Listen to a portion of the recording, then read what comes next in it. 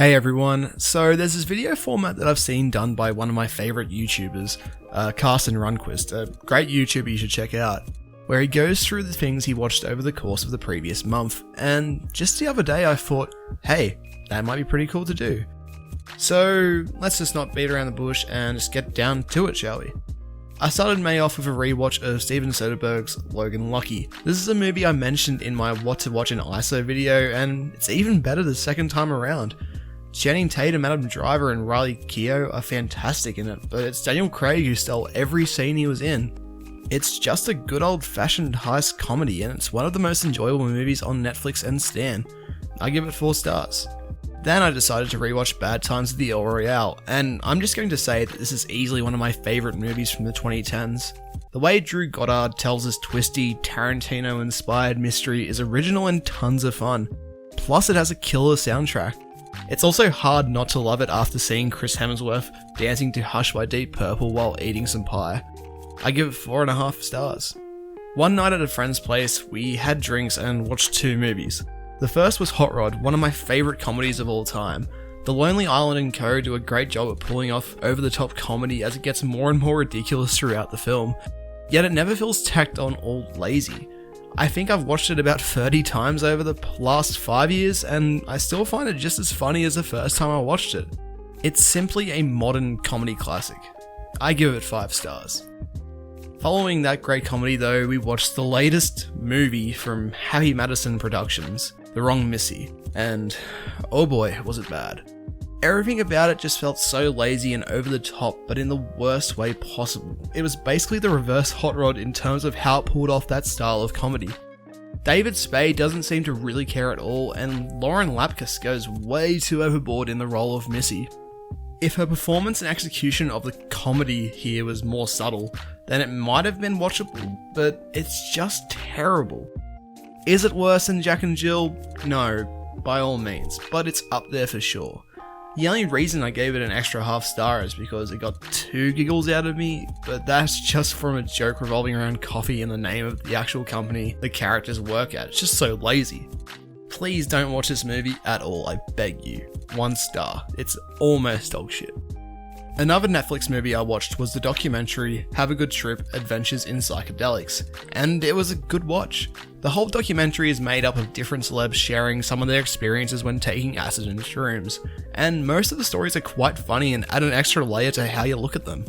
There's also this recurring segment throughout the documentary where Adam Scott hosts a high school style video explaining why you don't do drugs, and it's probably my favourite part of it.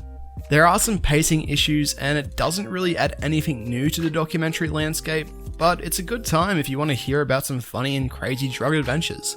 3.5 stars. Then I watched Cube for the first time and it was pretty good.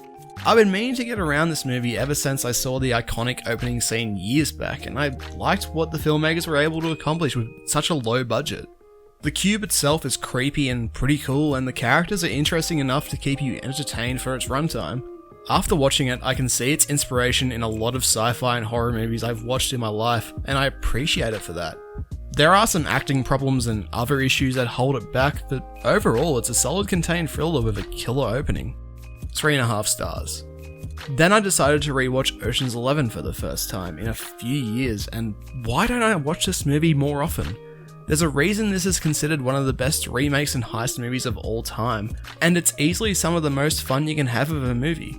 Every character feels like they are fleshed out just enough for you to feel attached to them during the main heist, and Andy Garcia turns in a great role as the villain of sorts.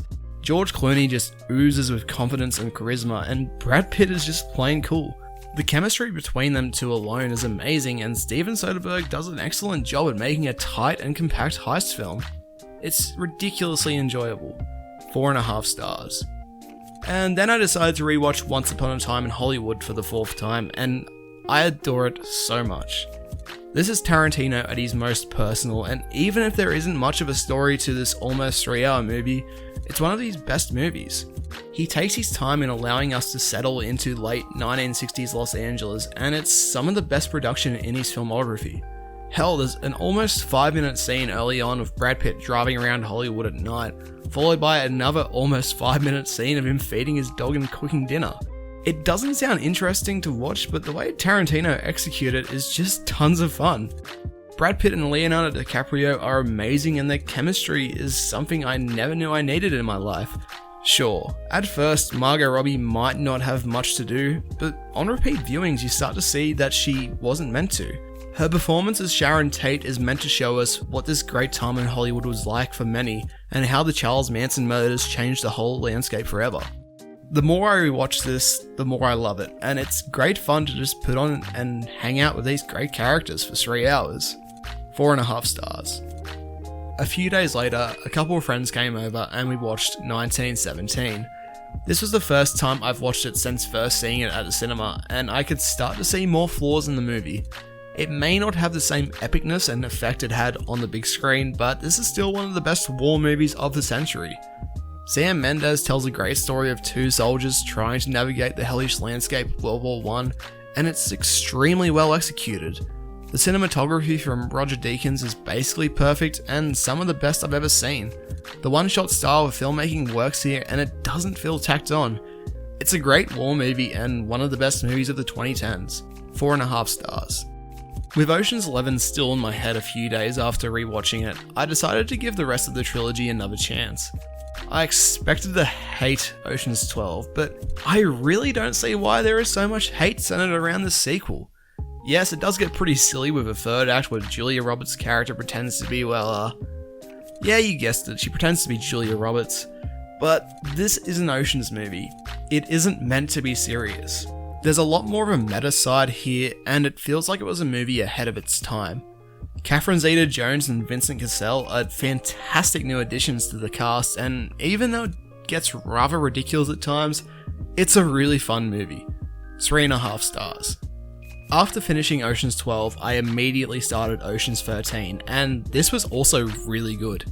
Soderbergh goes away from the European setting of 12 and goes back to basics with Las Vegas, leading to a solid and satisfying conclusion to the trilogy. Al Pacino is a fun villain, and the technologically advanced casino he owns is such a fun setting for the movie. Yet again, the whole cast is brilliant, and after finishing the movie, I really missed hanging out with Danny Ocean and his crew. It's a solid and very fun ending to the trilogy, and I'm keen to revisit the Ocean's movies on a regular basis. 4 stars. Then I rewatched Baby Driver, and it's brilliant. This is a movie I've loved to rewatch on a regular basis since it came out, and even though I'd say it's my least favourite movie from Edgar Wright, it's still one of my favourites of the 2010s. Ansel Elgort is at his best here, and the soundtrack plus the editing and Edgar Wright's direction makes this an extremely fun and kinetic joyride. If you still haven't seen it, go and watch it now, you won't regret it. 4.5 stars.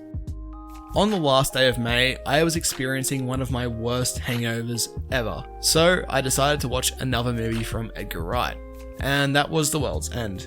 I haven't really talked about The World's End before, but this is up there as one of my most rewatched movies of all time. The way Wright sets up all of the craziness to come in the first few minutes is great, and the cast, including regulars Simon Pegg and Nick Frost, are at their best, with Pegg himself giving what is my favourite performance from him. He is a fantastic comedy actor, but there are moments here that show his range in dramatic acting, and he's brilliant. The World's End is a movie made for rewatching, and it just gets better and better every time. I've lost count of how many times I've watched this, yet I pick up something new every time around, including this time. 4.5 stars. Then I ended the month with a rewatch of Fight Club, and yeah, it's a masterpiece. I can't say anything new about Fight Club as this is one of the most analysed and talked about movies of all time, but it seriously deserves all of that talk. David Fincher has proved himself as one of the greatest filmmakers of all time many times over the past couple decades, and this is proof of that. Edward Norton makes for a fantastic and unreliable protagonist, and Brad Pitt is simply brilliant as one of the greatest movie characters of all time, Tyler Durden.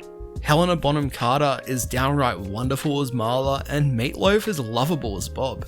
Every aspect of this movie is perfect, including one of the most iconic endings ever, and it continues to blow my mind every time I pop this bad boy in. 5 stars. I also started rewatching Boardwalk Empire around the end of May. I remember loving it when I watched it back in high school, and it's one of the most underappreciated TV shows of the 2010s. As of right now, I'm currently up to season 2, and it's seriously one of the best crime shows around. I've always had a love for movies and TV shows centered around Prohibition gangsters, so this just ticks all of the boxes that appeal to me. And that's about everything I watched in May. I hope you enjoyed this, and I want to continue making this a monthly video as it shows you what I've been watching, loving, and hating at the moment. Stay tuned for my next video, which should be a review on The Vast of Night, and again, I hope you guys enjoyed this. Until next time.